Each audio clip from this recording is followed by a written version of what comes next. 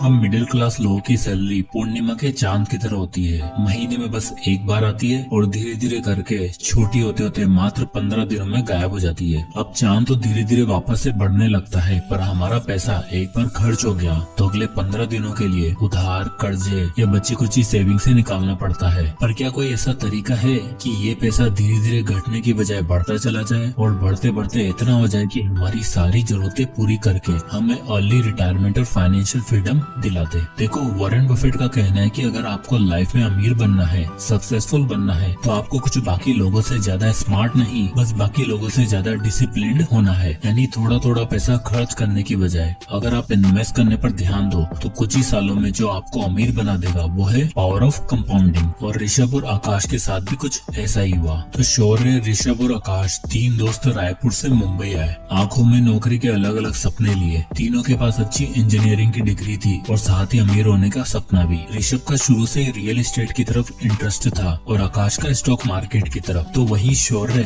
सिर्फ अपनी लाइफस्टाइल अच्छी बनाना चाहता था। शौर्य को लाइफ में हर चीज जल्दी चाहिए थी और लकीली तीनों में सबसे पहले नौकरी लगी भी तो शौर्य की। महीने की 30,000 तनख्वाह पे मुंबई में शौर्य ने सारे सपने पूरे करने का डिसीजन बना लिया। मुंबई का पार्टी कल्चर, लिविंग एक्सपेंसेस, खाना पीना और अलग अलग डेस्टिनेशन शौर्य को भी भाग गए और वो हर महीने ये सारी चीजें जरूर एक्सप्लोर करता। 23 साल का शौर्य अब ज्यादा समझदार और इंडिपेंडेंट हो चुका था। उसे फैमिली तो चलानी नहीं थी, बस अपना करियर बनाना था। इसलिए उसने ऋषभ और आकाश से अलग रहने का डिसीजन लिया, जहां उसके बाकी ऑफिस कलीग भी रहते थे। आए तो तीनों साथ थे, पर शौर्य अब अपने ऑफिस के पास वाली सोसाइटी में एक अपार्टमेंट में रहने लग गया था, जहाँ का रेंट था 10 से 12,000 रूपए और ये जगह उसके ऑफिस से नजदीक भी थी। वहीं आकाश और ऋषभ ओल्ड पनवेल में रहते थे, जहाँ रेंट और प्रॉपर्टीज काफी सस्ते और अपॉर्चुनिटी ज्यादा। अब ऋषभ को शुरू से रियल एस्टेट में इंटरेस्ट था और जब वो पनवेल शिफ्ट हुआ तो शुरू के 3-4 महीने उसके पास नौकरी नहीं थी। वो अपने पिताजी से पैसे मंगवाकर अपना खर्चा चलाता। अब ऋषभ सिर्फ नौकरी नहीं ढूंढ रहा था, वो पनवेल में और नवी मुंबई में रियल एस्टेट प्रॉपर्टी पर स्टडी कर रहा था। 2009 में 23 साल का ऋषभ 10 रुपए की चाय और वड़ा पाव पर गुजारा करके इतनी इन्फॉर्मेशन हासिल कर चुका था कि बस उसे एक बड़ी न्यूज और एक बड़े अमाउंट की जरूरत थी। ऋषभ को पता चला कि नई मुंबई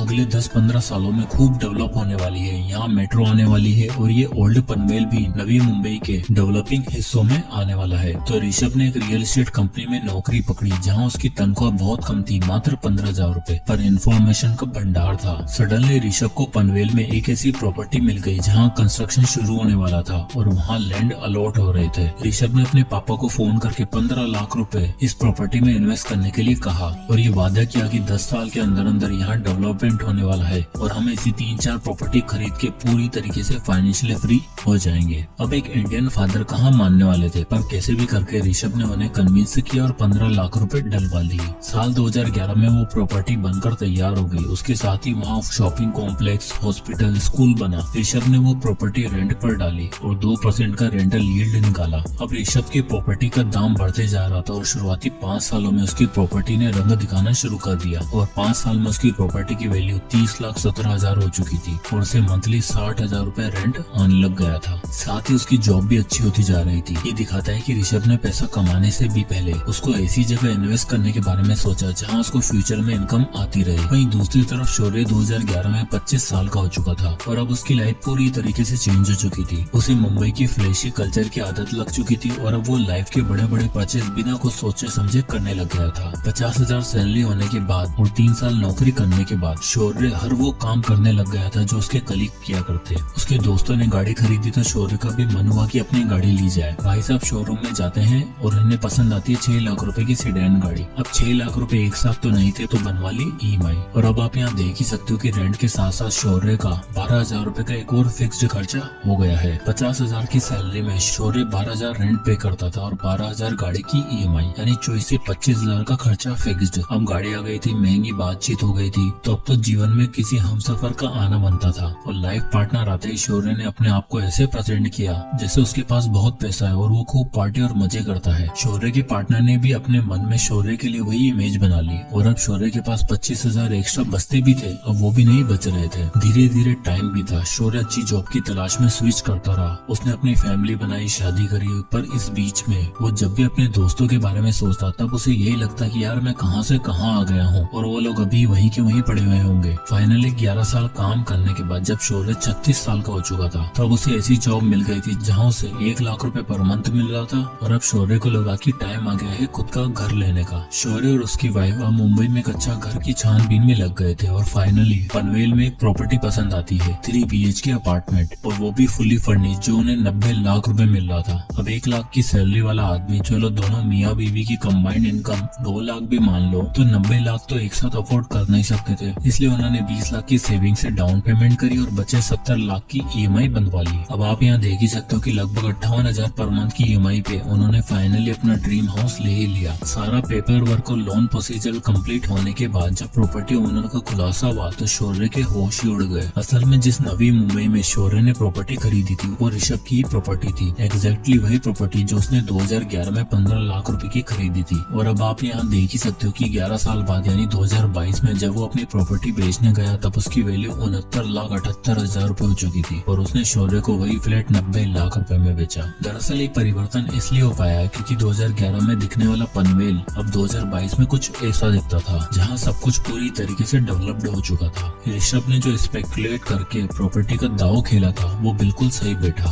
और अपनी नौकरी के साथ और कमाई हुई अर्निंग्स को वापस रियल एस्टेट में इन्वेस्ट करते करते अब उसके पास नवी मुंबई में 4 प्रॉपर्टीज थी जिसमें से एक खरीदी शौर्य ने। तो जैसे ही शौर्य ने ऋषभ को देखा वो हैरान हो गया और ऋषभ ने उससे मिलने के बाद बताया कि भाई मैंने इन 13 सालों में 4 प्रॉपर्टी खरीद ली है। दरअसल मैं नवी मुंबई में तब इन्वेस्ट किया था जब वो डेवलप हो रही थी और रियल एस्टेट इकलौती ऐसी चीज है जो इन्फ्लेशन के दायरे में इतनी नहीं आती, उल्टा इन्फ्लेशन के साथ साथ रियल एस्टेट भी ग्रो होता है और साथ ही बढ़ती प्रॉपर्टी के रेट्स भी और आसपास होती डेवलपमेंट के साथ रेंट भी इंक्रीज हो जाते हैं, यानी पावर ऑफ कंपाउंडिंग के साथ पावर ऑफ रेंटिंग भी। 36 की एज में ऋषभ के पास इतना पैसा था कि वो आराम से रिटायर हो सकता था और उसका एसेट उसे पैसा कमा कर दे रहा था। वॉरेन बफेट कहते हैं if you don't find a way to make money while you sleep you will be working till your last breath. और कुछ ऐसा ही हाल था शौर्य का। इन दोनों में बातचीत चली रही थी कि इतने में आकाश का जिक्र हुआ। शौर्य ने पूछा कि आकाश कहाँ है आजकल, नौकरी के लिए कहीं धक्के तो नहीं खा रहा? तो ऋषभ ने बताया नहीं भाई, उसकी गेम तो एकदम अलग है। उसने 2 साल नॉर्मल जॉब करने के बाद दलाल स्ट्रीट में नौकरी करी और अब वो वहीं पर प्लेस्ड है। रुक उसको भी बुलाता हूँ। आकाश का इंतजार करते हैं। शौर्य और ऋषभ दोनों एक होटल में बैठे हुए थे। तभी आकाश एक ट्रू जेंटलमैन सेंस में अपनी गाड़ी से उतरता है और दोनों से बड़े दिनों बाद मिलकर बहुत खुश होता है। आकाश का सिंपल वे ऑफ लिविंग देखकर शौर्य पूछता है कि भाई तुम्हारा क्या हाल है, लाइफ में कुछ हुआ कि नहीं, पैसा रुपया कमाया कि नहीं ढंग से? इस पर आकाश बड़ी ग्रेसफुली रिप्लाई करता है कि भाइयों बस अगले 5 सालों में रिटायर होने वाला हूँ। शौर्य मन ही मन सोचता है कि एक साला रिटायर भी हो गया है और एक 5 साल बाद होने वाला है और मैं अकेला अगले 20 साल तक घर की EMI भरने के लिए काम करूंगा क्या? आउट ऑफ क्यूरियोसिटी शौर्य पूछ ही लेता है कि भाई 5 साल में कहीं लॉटरी तो नहीं लगने वाली? इस पर आकाश उन दोनों को अपनी लाइफ स्टोरी बताता है। कहता है कि मेरी कोई लॉटरी नहीं लगने वाली, बल्कि मैं सेविंग्स रूल और कंपाउंडिंग रूल की मदद से पैसा कमाया है और अब इतना हो चुका है कि बस 3-4 साल बाद रिटायर हो जाऊंगा। तो आकाश कंटिन्यू करते हुए बताता है कि हुआ यूं कि मेरी पहली नौकरी लगी एक ट्रेडिंग कंपनी में एज एन IT टेक्नीशियन। वहाँ मेरा काम तो अलग था पर मैंने स्टॉक मार्केट के कुछ दाव पेच सीखे और अपनी 25,000 की सैलरी में से कुछ पोर्शन सेव करके इन्वेस्ट करता रहा। इन्वेस्ट करने के लिए मैंने जिस सेविंग मेथड का यूज किया था वो था 50-30-20 रूल। मैंने 25,000 की सैलरी में से 50% हिस्सा अपने नीड्स के लिए रखा, 30% बॉन्ड्स और एंटरटेनमेंट सोर्सेज के लिए और बाकी बचा 20% यानी 5,000 रुपए SIP के थ्रू इन्वेस्ट किया। आकाश ने बताया कि उसे सबसे पहले मार्केट के बारे में सीखना था और इन्वेस्टमेंट के लिए जो सबसे बेस्ट चीज थी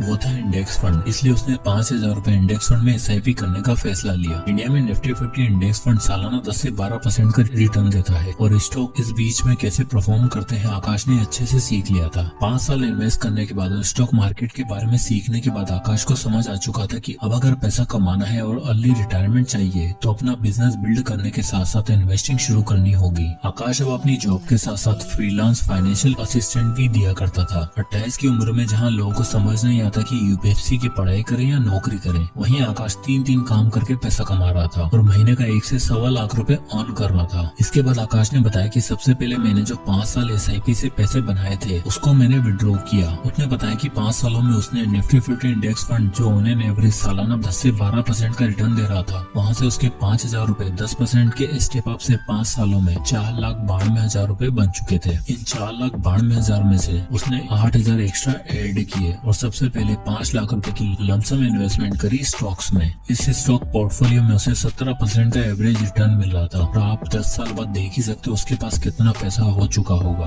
24 लाख रुपए। पर आकाश जानता था कि अर्ली रिटायरमेंट के लिए सिर्फ इतना काफी नहीं था, इसलिए उसने निफ्टी 50 इंडेक्स फंड में फिर से SIP करने का फैसला किया, पर इस बार 5,000 की नहीं बल्कि एक तगड़े अमाउंट की। आकाश चाहता था कि वो मात्र 10 से 12 साल में 1 से 1.5 करोड़ के अमाउंट को सिक्योर करने के बाद रिटायर हो जाएगा, जिसके लिए उसने डिसाइड किया कि हर महीने वो 1,20,000 की इनकम में से 30,000 पर मंथ इन्वेस्ट करेगा और 732 रूल कंपाउंडिंग का यूज करेगा। तो ये 732 रूल ऑफ कंपाउंडिंग कहता है कि अगर आप एक सर्टेन अमाउंट हर साल 10% से इंक्रीज करते हो तो पहले 7 साल में आपके पास 50 लाख रुपए होंगे, फिर अगले 50 लाख मात्र 3 सालों में बन जाएंगे और अगले 50 लाख के लिए सिर्फ 2 साल का और इंतजार करना होगा। आकाश ने वो सर्टेन अमाउंट डिसाइड किया 30,000 रुपए और कैलकुलेशन करी जो कुछ इस तरह आई। यानी आकाश की कैलकुलेशन बिल्कुल सही बैठ रही थी। आप देख ही सकते हो कि 7 साल में 50 लाख, फिर 10वें साल में 1 करोड़, 12वें साल में 1.5 करोड़। प्लस में जब तक वो रिटायर होता तब तक उसके पास 25 लाख के स्टॉक भी तो था जिससे उसे डिविडेंड भी मिल रहा होगा। पर इस कैलकुलेशन में एक बहुत बड़ी दिक्कत थी।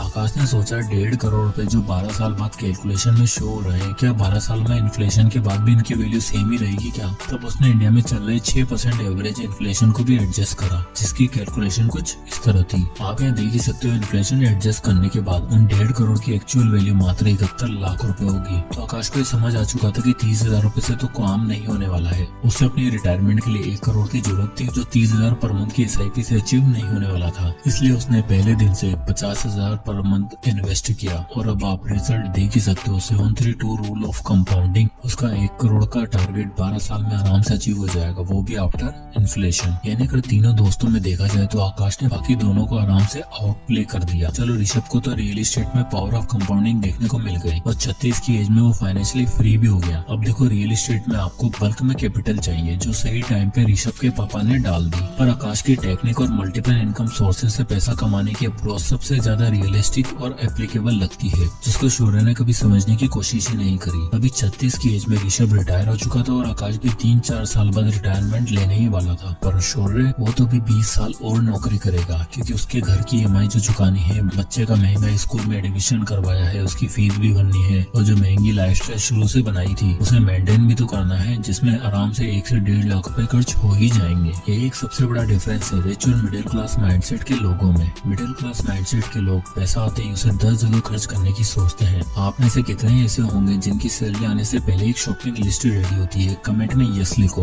वो एक रिच माइंडसेट वाला इंसान सोचता है कि कितने सोर्सेज से पैसा कमाया जा सकता है और लेट रिटायरमेंट कैसे ली जा सकती है। यानी मिडिल क्लास लोगों के पास होता है power of loans and EMIs जो उन्हें एक दिन बर्बाद कर देता है। वही अमीर लोगों के पास होता है पावर ऑफ कंपाउंडिंग जो उन्हें आबाद और फाइनेंशियली फ्री बना देता है।